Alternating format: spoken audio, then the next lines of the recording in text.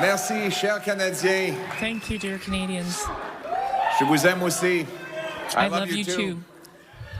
Thank you, thank you, thank you. It's with profound gratitude that I stand before you today at the moment of this historic election. Because only in Canada could the story that Anna and I bring to the stage be possible. Adopted son of school teachers and a Venezuelan refugee, stand on this stage in front of our proud country, offering ourselves up to serve for the future, after millions of people have shown up and marked their X, spoken their voice, and exercised their democratic rights. We could not be more proud, we could not be more grateful for the opportunity the Canadians have given us.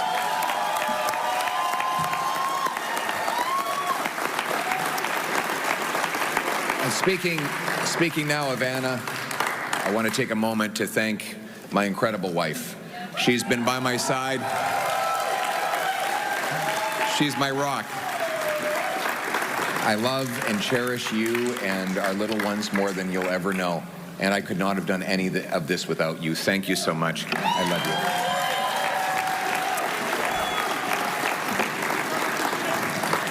you. Now, my message to Canadians.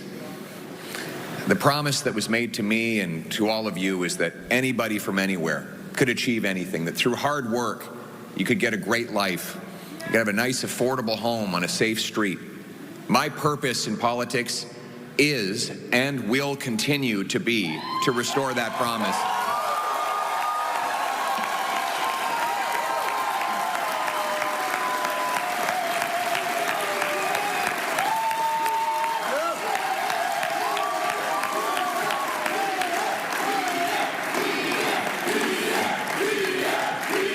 Thank you.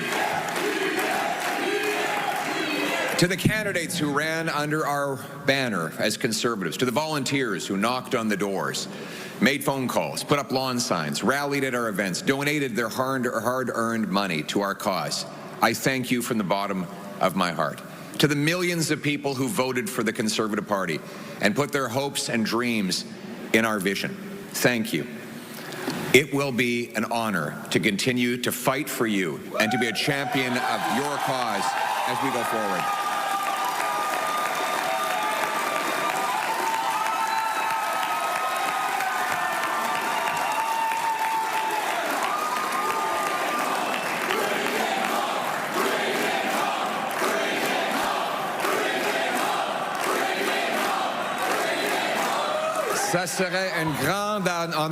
It would be a great honor to continue to fight for you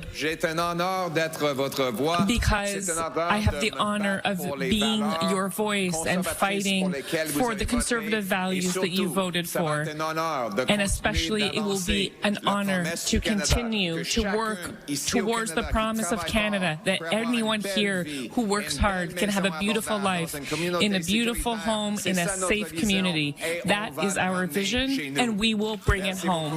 Thank you. To my fellow Conservatives, we have much to celebrate tonight. We've gained well over 20 seats. We got the highest share of vote. Our party has received since 1988. We denied the NDP and Liberals enough seats to form a coalition government, meaning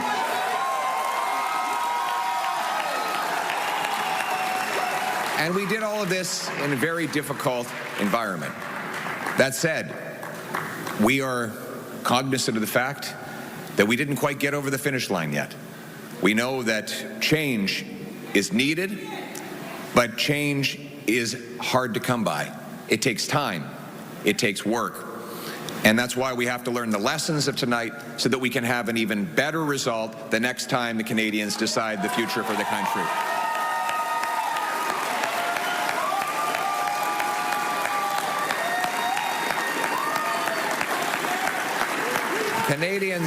Canadians have opted for a razor-thin minority government, a virtual tie in the vote count. So I would like to congratulate Prime Minister Carney on leading this minority government. We'll have plenty of opportunity to debate and disagree, but tonight we come together as Canadians. We will do our job. Yes, we will do our job to hold the government to account. But first, we congratulate people from all political backgrounds on participating in the democratic process. And as I said, while we will do our constitutional duty of holding government to account and proposing better alternatives, we will always put Canada first as we stare down tariffs and other irresponsible threats from President Trump. Conservatives will work with the Prime Minister and all parties with the common goal of defending Canada's interests and getting a new trade deal that puts these tariffs behind us while protecting our sovereignty and the Canadian people.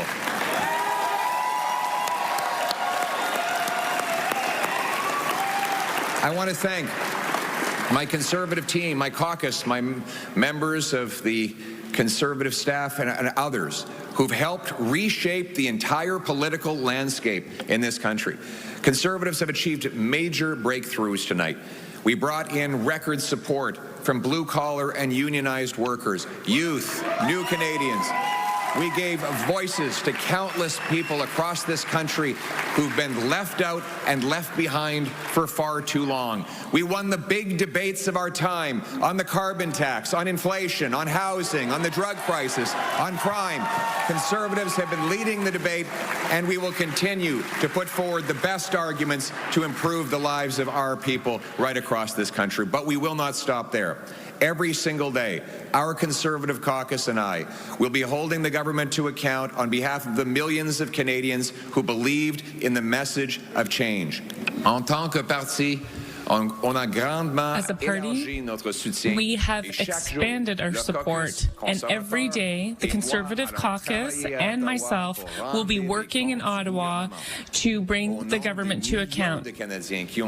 On behalf of the millions of Canadians who decided to vote for real change, I've had the honor of crisscrossing this country and speaking to the thousands of people who shared their concerns and worries and hopes with me. Hardworking people took precious time out of their day to tell me about their struggles, their pain, their fears, but also their hopes and dreams.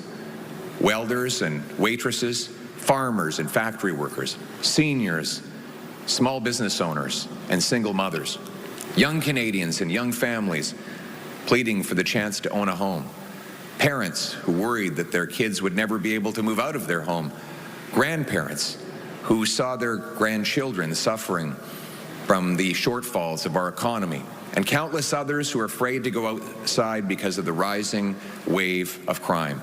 All of these stories touched my heart and gave me inspiration to work towards something better. These people continue to need voices, and I will continue to fight for them every day, and every day we will never give up on fighting for the Canadian people.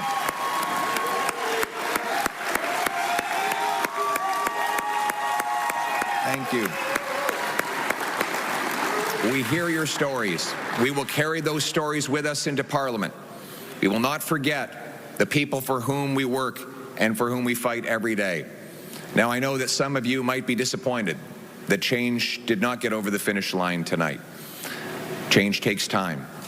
Most of all, it requires that we never give up, because our people and our country are worth fighting for.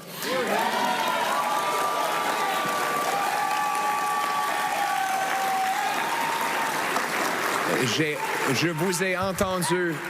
I've heard you, and I carried your stories with me throughout this campaign.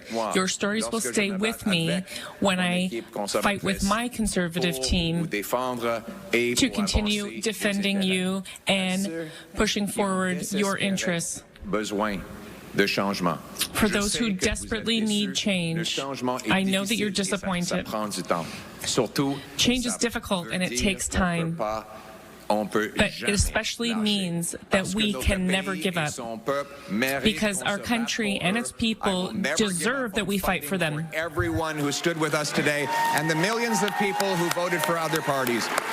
And so, my message tonight For the single mother working 2 jobs but still has an empty fridge and an empty bank account. For the young people who despair at never being able to afford a home. For the seniors on fixed incomes whose savings are eroded by inflation and no longer feel safe in their local neighborhood parks. For those who are now living in fear and terror because of crime. For those worried about losing their jobs because of unacceptable tariffs from the United States of America. For all of those who feel left behind and forgotten, my message is one of hope. Change will take time, but we will fight for that change, and we will deliver that change, and we will never give up on fighting for the great Canadian promise that anyone from anywhere can achieve anything, that hard work gets you a great life in a beautiful house on a safe street protected by our brave troops under our proud flag. Canada first, Canada always. Let's bring it home. Thank you very much, Canada. Merci beaucoup, Canada.